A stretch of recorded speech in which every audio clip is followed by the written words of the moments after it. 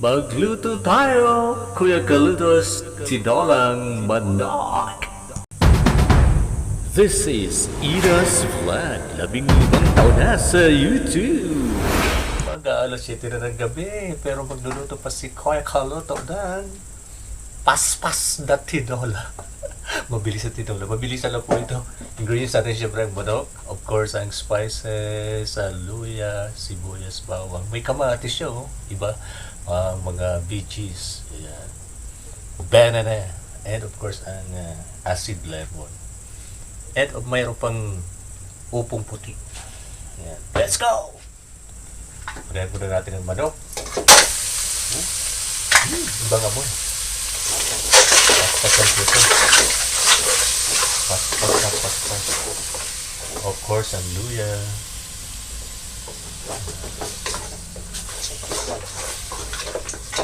Pag medyo pale na po siya, yun na yun. Ilalagay natin ang patis sa kayong ibang mga sangkap. Paminta para manood ang aroma.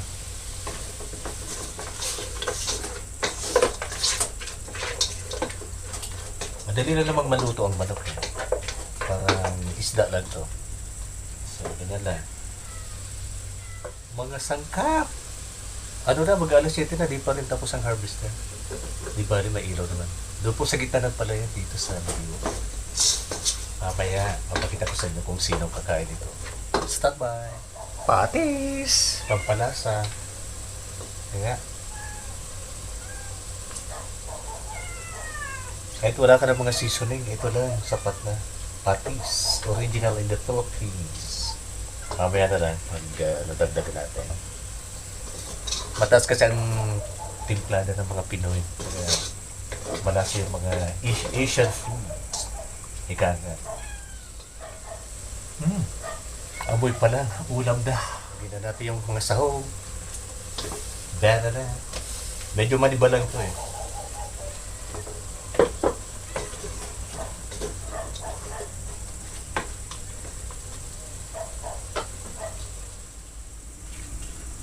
Uy, handa na agad.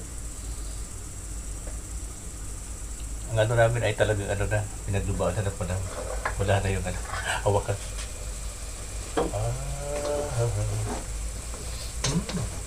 Sarap. Parang apritada. Pero pag sinabawan mo ay tinola na. Mainit na tubig.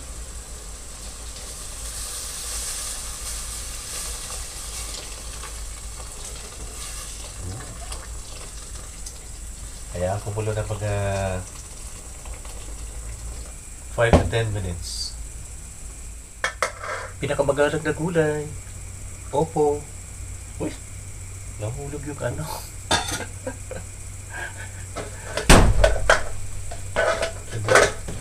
Ganito talaga sa kusina, sa lutong bahay. Ayun, madami na. Pwede bawasan natin ng chicken oil para hindi masyadong malangis ang pagkain nila.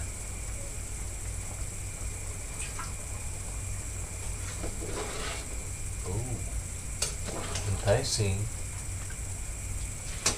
Naman ang sili at yung libas.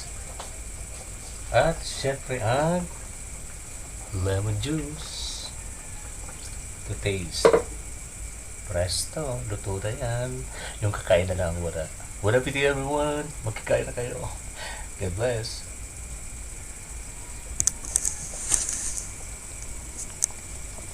Ayan o. Siram sana! Ito may sira doon At tatapos pala po kami mag-ano yun. Si Chanel. Una na po ang makarakang kang luto ko. Ano na lang ito, Cortelso, tataas sa Tiburo Saro. Si Mami Boy. Bon appetit everyone! Size na lang. Ayan po kami digdi sa katawang kag-uba. Si Bornok yan o. Oh. Nagkamada kami kaniyong paroy ni Anil. Ayan. Kaduman. Kita ba? Hindi nakita. Basta hanggang umaga ako dito. Magbabantay sa palay niya. Ayan. Mga alas 9 na po kami natapos sa pagkamada ng mga naaning palay. Sa isang hektarya, naka 48 si Anil. Yung gross, nasa 55 yata yung total na naaning. Anyways, marami pa tayong gagawin. Ito na muna ang ambag ko sa inyo sa ating Ines Vlog. May lamok ba? Munting tent ko po dito. In the middle of the rice field. Ngayong Wednesday, it's November 6, 2024. Good night, everyone.